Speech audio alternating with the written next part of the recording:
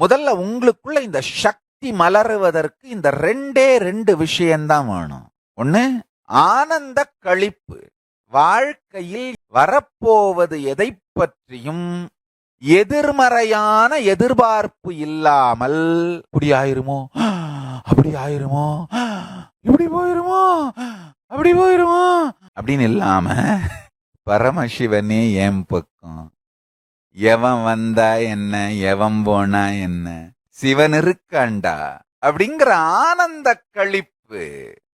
பரம்பொருள் மீது தனக்கு வந்த காதலால் ஏற்பட்ட நம்பிக்கையால் வந்த ஆனந்த களிப்பு.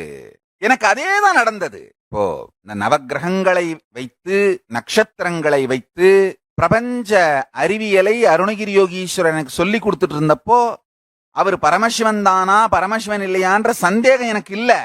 ஆனா அந்த சூரியனை எடுத்து வலக்கண்ணில் இட்டு சந்திரனை எடுத்து இடக்கண்ணில் இட்ட உடனேயே ஒரு பெரிய சந்தோஷம். ஆஹா, அவர் பரமசிவன் தான் நம்ம பட்டறிவுக்கு புரிந்திருக்கு. ஏன்னா சின்ன வயசுல இருந்து படிச்சிருக்கேன். சூரியனை வலக்கண்ணாகவும் சந்திரனை இடக்கண்ணாகவும் அக்னியை மூன்றாவது கண்ணாகவும் உடையவர் பரமசிவ பரம்பொருள்னு.